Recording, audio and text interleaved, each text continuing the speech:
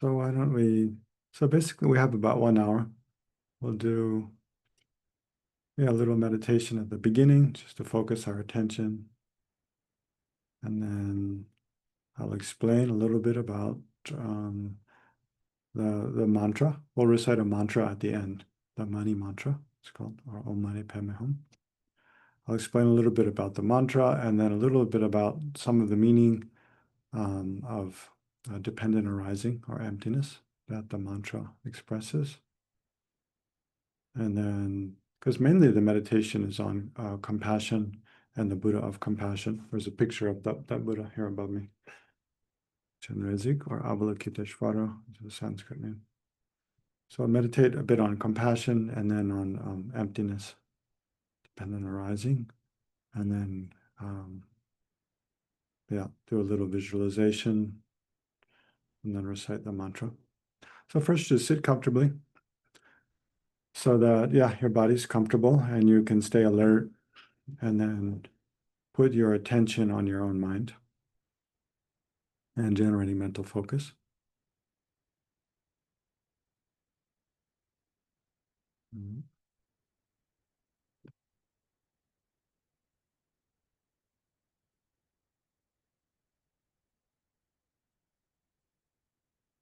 And then take a few deep breaths and scan through your body.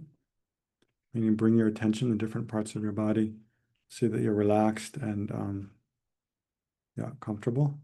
If you feel any discomfort or tightness or tension, just imagine it flowing out of that part of your body, just like dark liquid, then flowing down into the ground, nourishing the earth.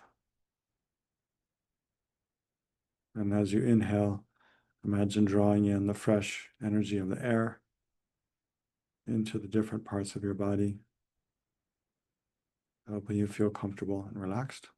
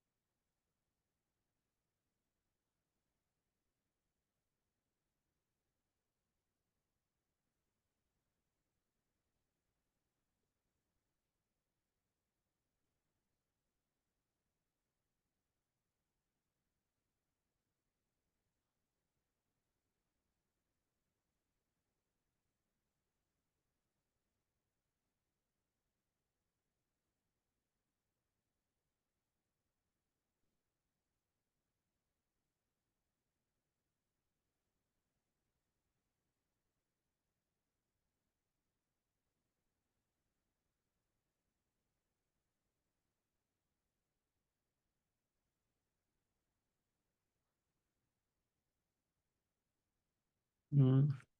And then gradually, in order to focus one's attention, we can focus on the breath, another object of meditation. So if you'd like to use your breath as an object of meditation, then just breathe naturally and just try to be aware, fully aware of the sensations of breathing.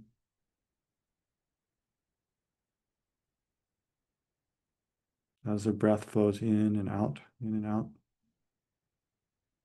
Just for a few minutes, try to be fully aware of breathing. And when you see your mind wandering off to something else, try to recognize that quickly as a distraction and let go of whatever else the mind is kind of turning towards.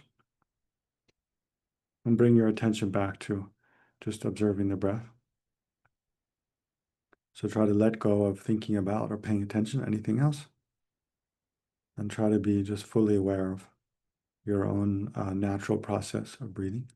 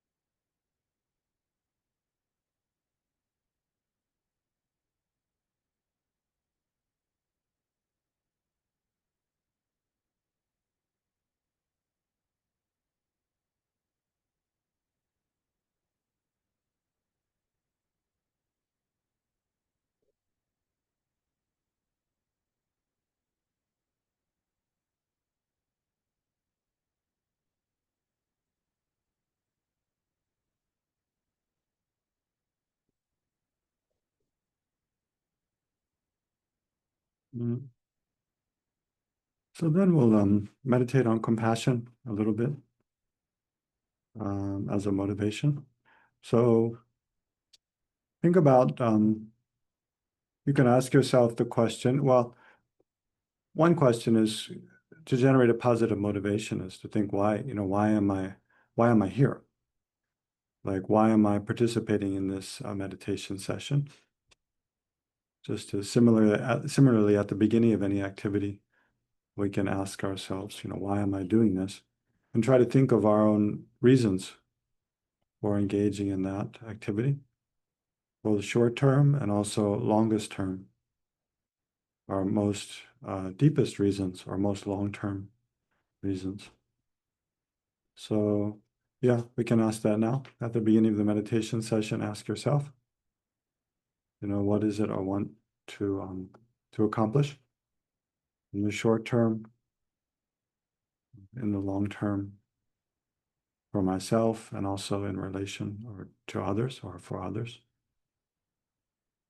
So in that way, consider your own motivation for engaging in this meditation session.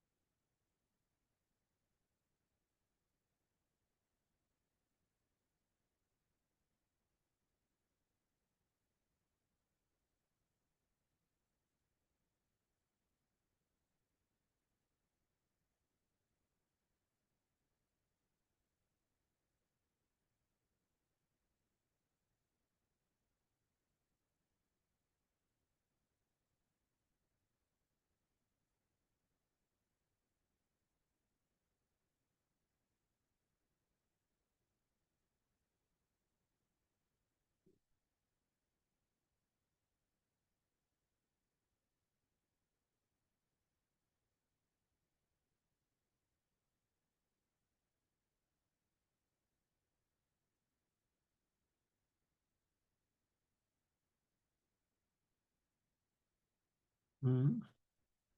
And then we can meditate on compassion a little bit. So compassion, again, is a mind that observes suffering, an instance of suffering or displeasure, discomfort or pain of oneself or others or another person or another sentient being, and then wishes to be free from that and the causes of that, right? So it's a mind. Again, so compassion is a mind observing an instance of suffering or a suffering person and wishing that they be free from that. So we can begin with ourselves. So think for yourself, are there any, problems that you face, difficulty or pain that you have, or discomfort,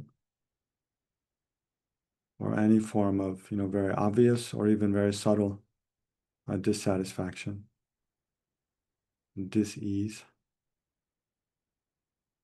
And then as you observe different, types of those, then in each case, just try to generate the wish from your heart, may I be free from this, may I be free from suffering and the causes of suffering. So with a very kind, considerate, gentle, compassionate attitude for oneself. Again, think of the different suffering and difficulties, different shades of dissatisfaction you have. And as each of those come to mind, generate from your heart the attitude, may I be free from this and the causes of this. May I be free from suffering and the causes of suffering. So meditate like that for a couple minutes on compassion for oneself.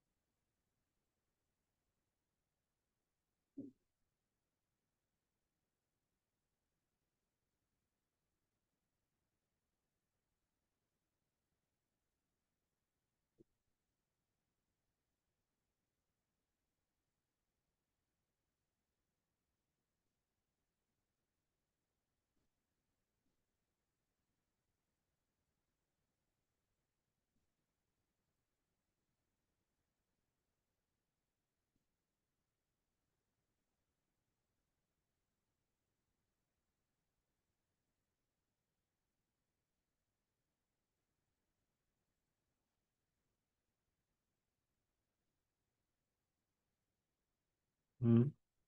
So then we can extend the same attitude to others. So think of, several others. At first, some people you're close to, and then some people who are more distant. And then if you can extend that attitude of compassion out in a wider and wider scope.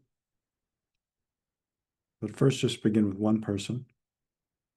And again, in the same way as with regard to oneself, think of some difficulties they face, some pain or suffering they have in body or mind.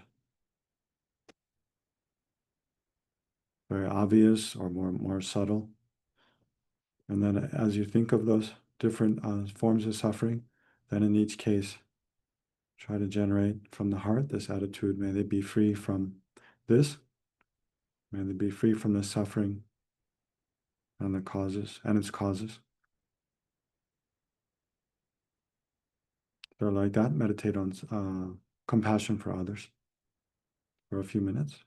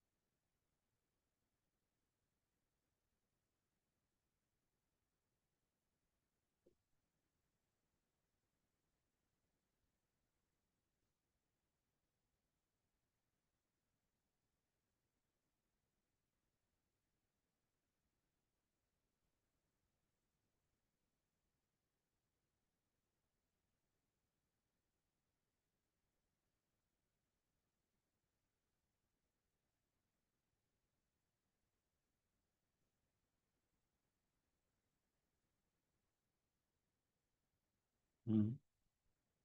So then relax your attention for a few minutes.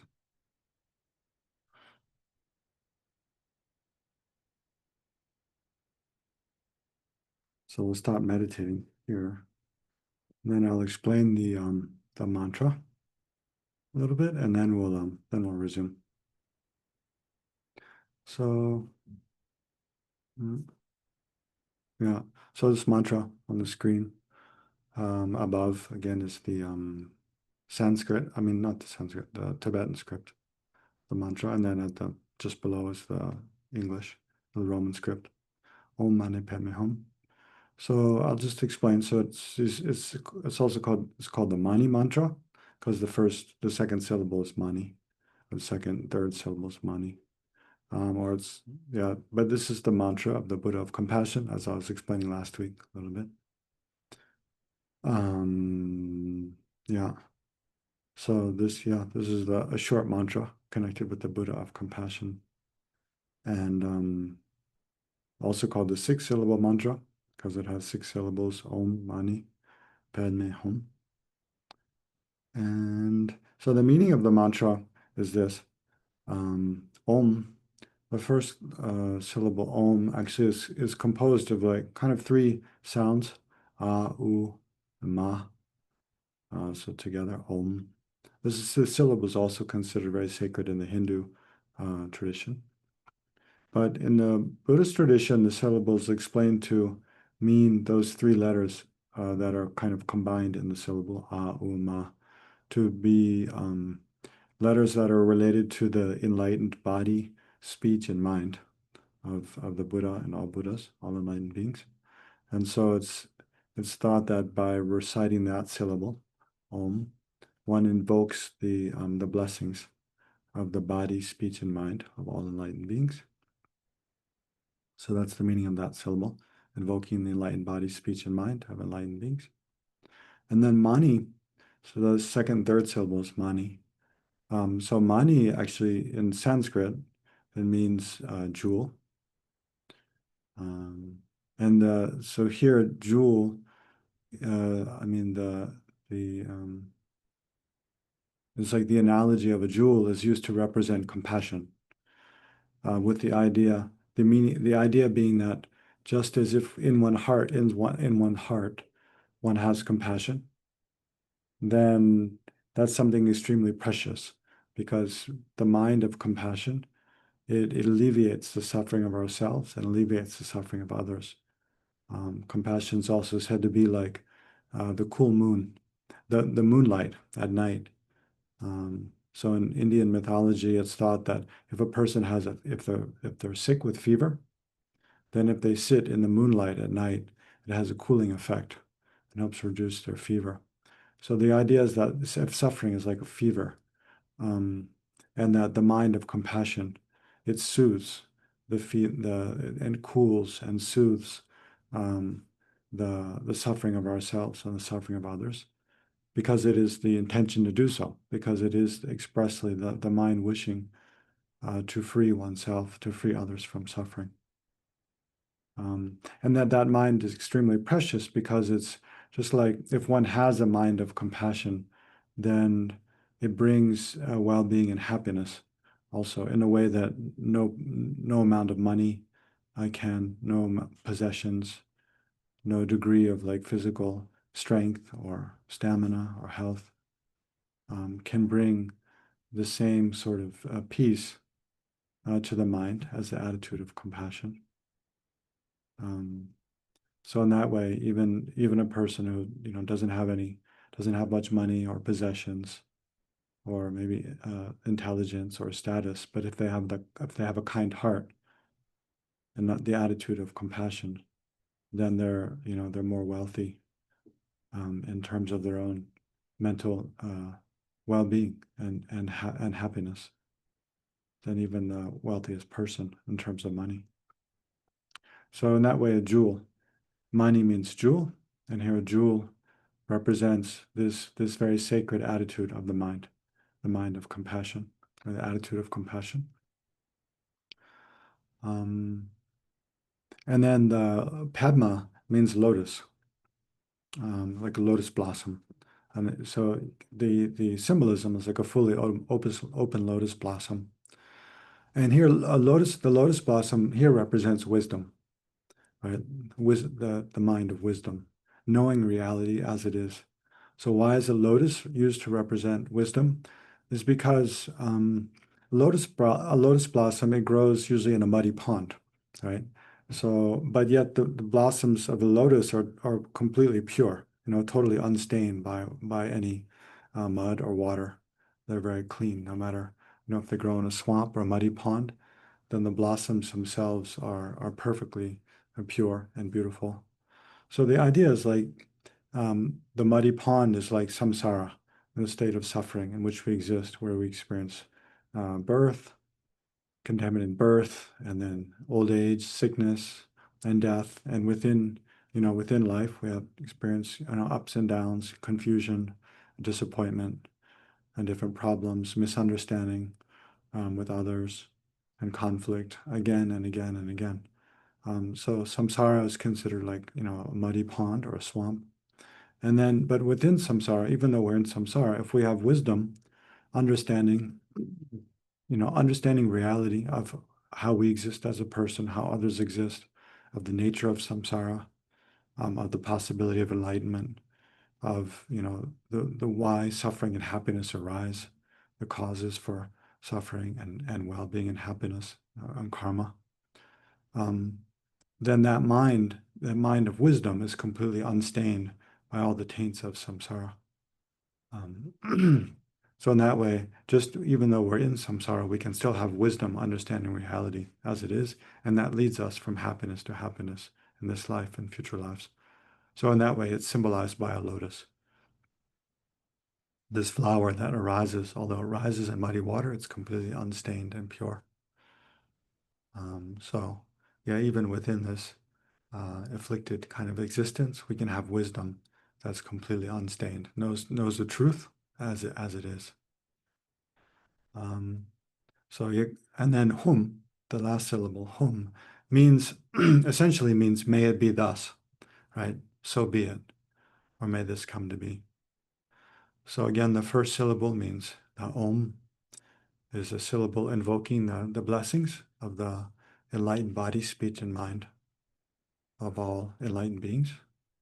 And then mani means literally means jewel, but here represents compassion. And then padma literally means lotus, and the lotus represents wisdom. And then hum means so be it. So to summarize, the meaning of the whole, the meaning of the mantra as a whole, is that by the blessing of all enlightened beings, may I become wisdom and compassion combined.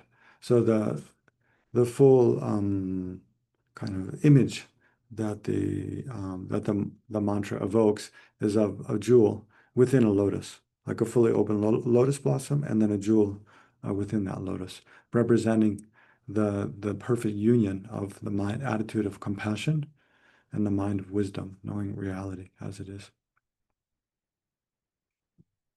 So last week we focused primarily on meditating on compassion. So this week now, what about that mantra? Sure, yeah. So I when I recite it, I think of hum as hum. Like I've heard it. It sounds like ng.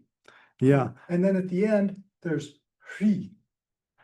yeah, Right? Can you talk a little about that? sure. Yeah, yeah. Well, oftentimes because this mantra originally was, taught and recited in Sanskrit, right? And I'm not a Sanskrit scholar by any means, but then I mean it's most commonly recited though in the Tibetan by Tibetans these days, right? And Tibetans tend to sometimes they change the pronunciation of last syllable a little bit to hung. Yeah, so sometimes you see it written hung. Yeah. But you can recite it either way. And It's then not. hri. Hri is sometimes that's a syllable added to the end of the mantra. So sometimes you see it written with a Shri on the end and sometimes without. Yeah. Um, And what's that represent? Shri it's connected to Manjushri, the Buddha of wisdom. That's the seed syllable of Manjushri, the Buddha of wisdom. But why that's added sometimes at the, onto the Mani mantra, like, I don't know. I know sometimes the Mani mantra also, it's depicted like surrounding a Shri, with a Shri at the center, and then surrounding that. Sometimes it's different lineages also. It's more Yeah. prevalent. I don't know. Yeah, yeah. Yeah, but I'm not sure. I mean, it probably just puts more emphasis on wisdom, no? I mean, having the Shri, the seed syllable of the Buddha of wisdom. Yeah, because it's related. Right, Manjushri. Yeah, it's related to Manjushri, the Buddha of wisdom, Shri. That's his seed syllable. Sure. Yeah. Okay. So let's meditate again. And we'll meditate a bit on, just very briefly, on and one aspect of wisdom. And then we'll visualize, again, visualize in the space before us the Buddha of compassion and the mantra, this mantra at his heart. And then, yeah, recite the mantra a little bit together with a visualization. So again, focus your attention within and come back to this attitude of compassion for yourself and compassion for others.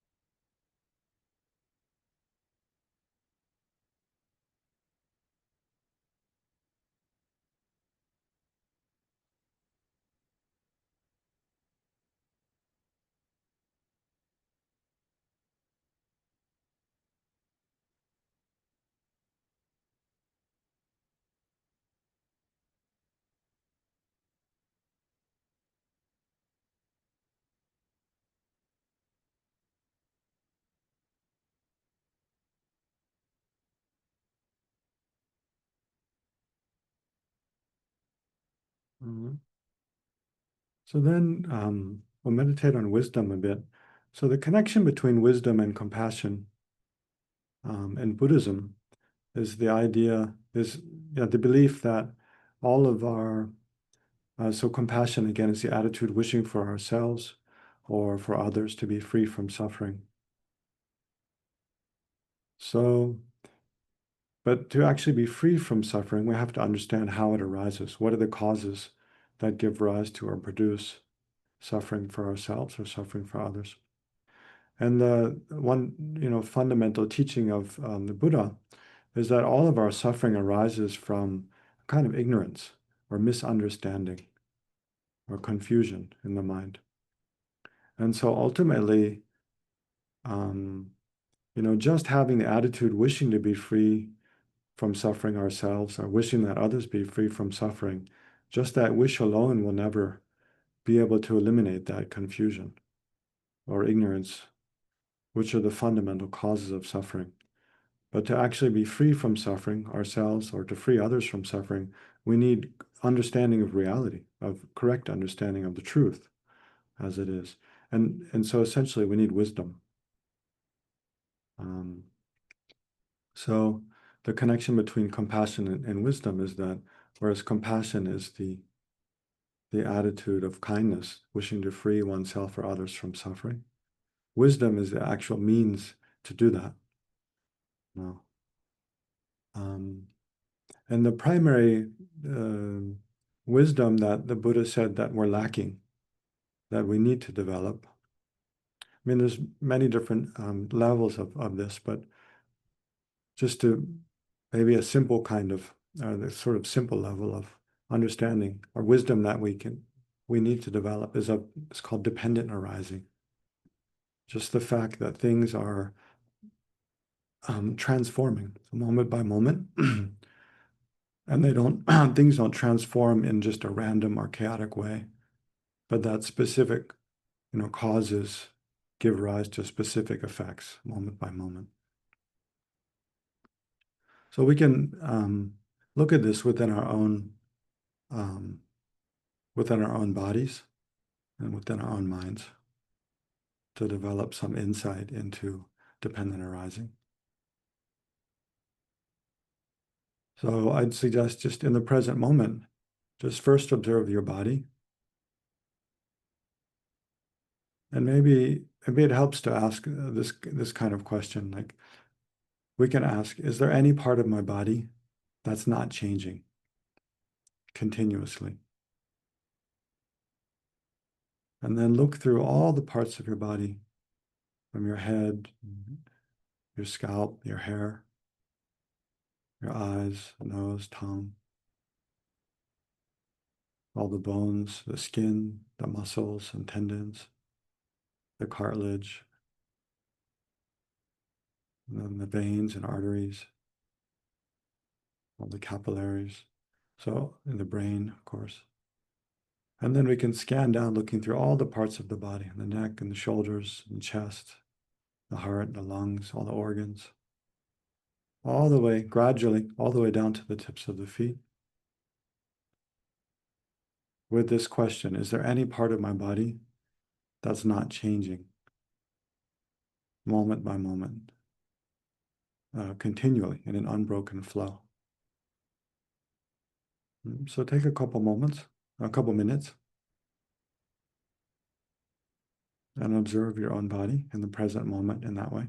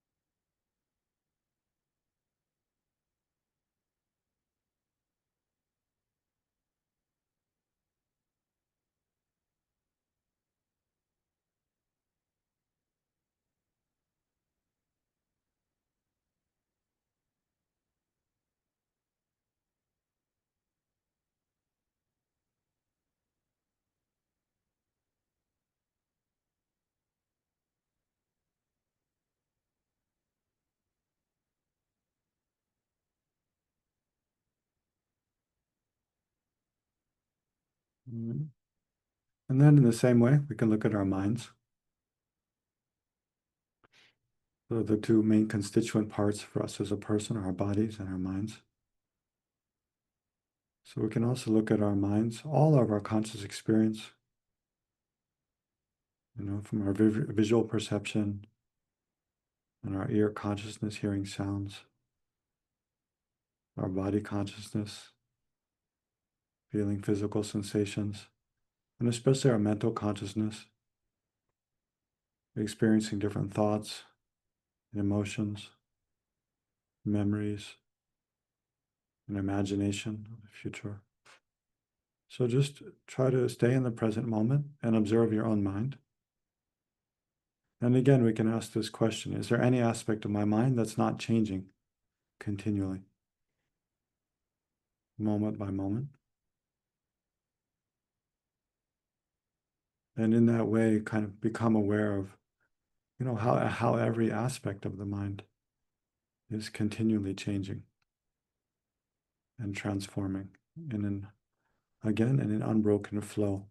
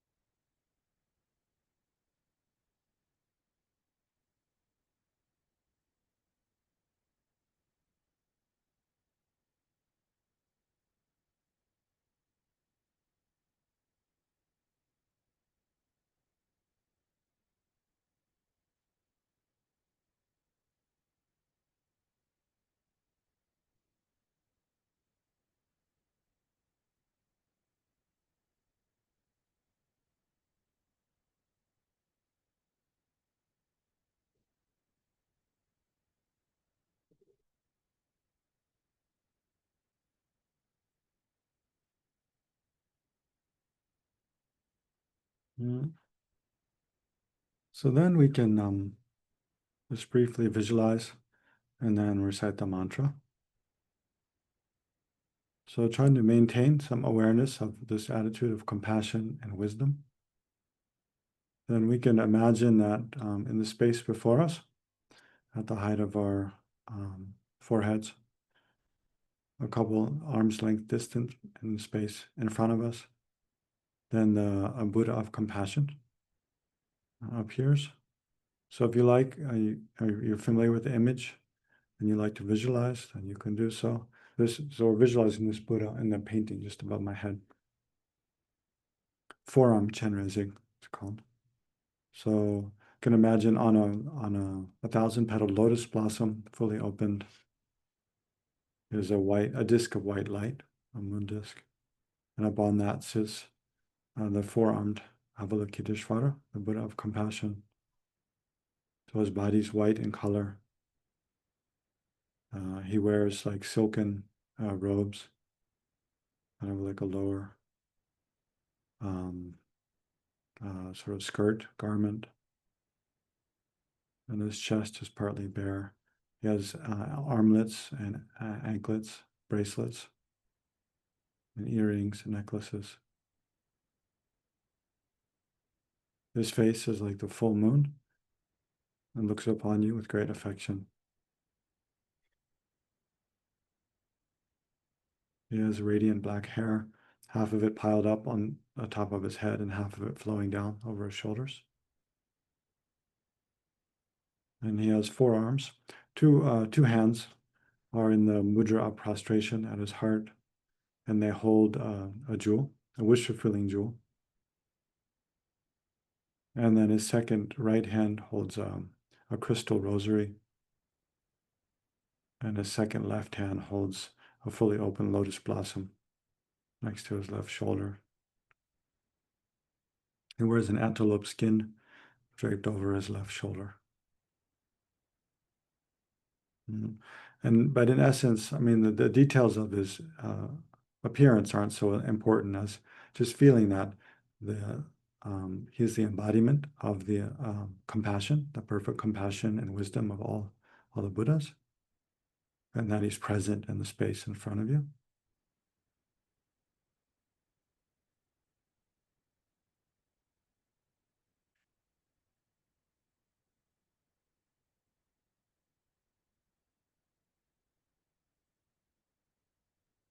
And then imagine at his heart is a moon disk, so a small disk of white light. In the center of that is a seed syllable hum. And then standing upright around the edge of the moon disk is the mantra Om Mani Padme Hum, circling where it's arranged clockwise on his heart.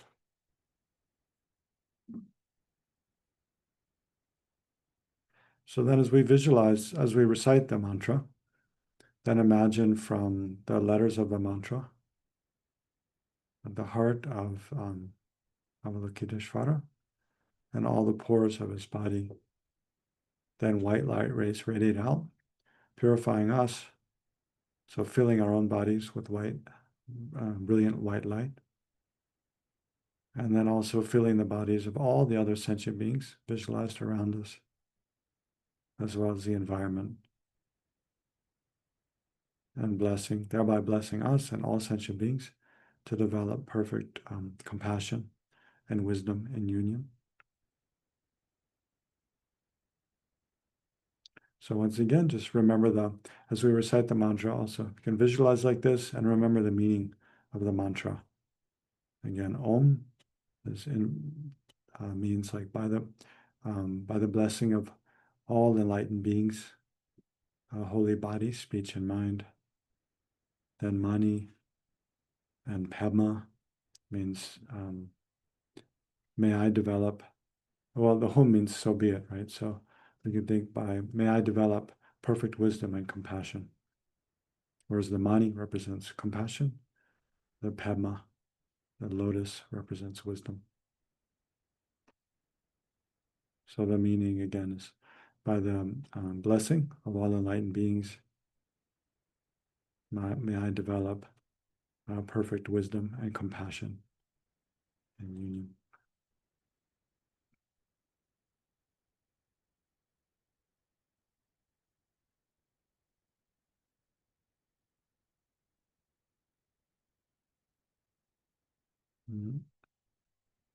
So you can chant together if you like.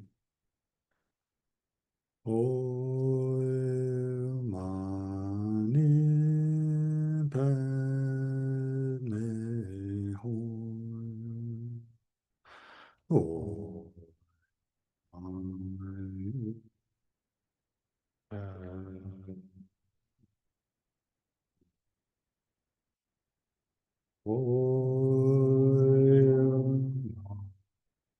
Oh.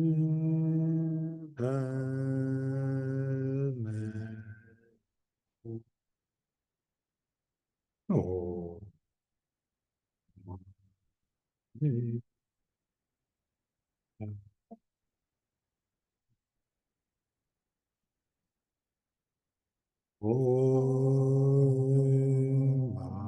Mani Padme Hum. Om Ni.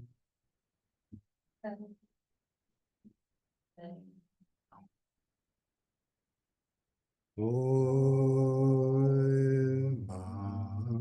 Mani Padme Hum. Om Ni Padme.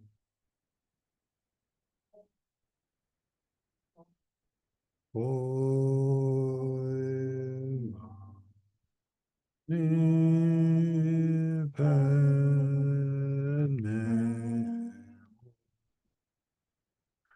Om.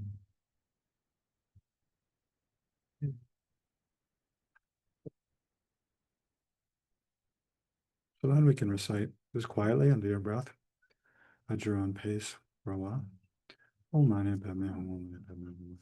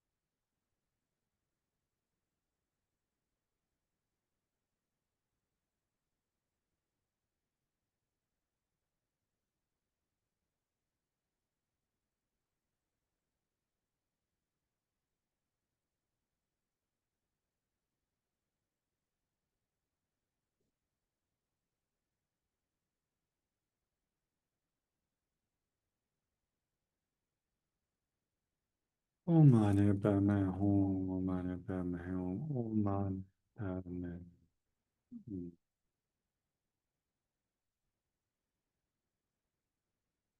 Hum. So gradually conclude your meditation.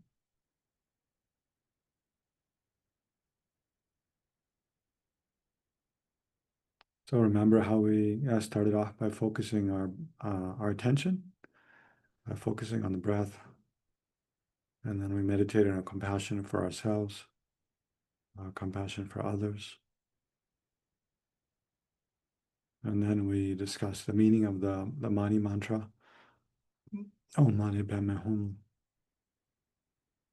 and then meditated on wisdom in terms of impermanence and um, how ourselves, our bodies and minds are transforming moment by moment. And then we visualized the Buddha of compassion and the Mani mantra, and then recited the Mani mantra for a while.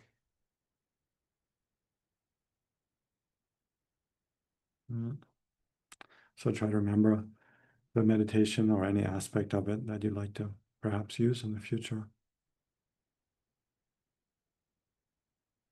So finally, we can conclude by just praying briefly that by whatever we've done here, may it become a cause for ourselves and all other sentient beings, without exception, all the other human beings, animals, and then beings of the different realms, to develop in their hearts more and more compassion for themselves, compassion for others, and greater wisdom, which can become a cause to eliminate the root of suffering for themselves and for others. And then add any other prayers you'd like to make by bringing them to mind.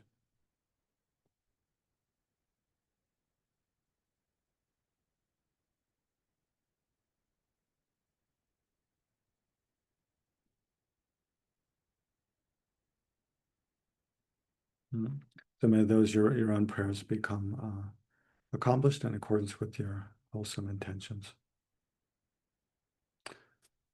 Okay, so we stop there for the session. Thank you.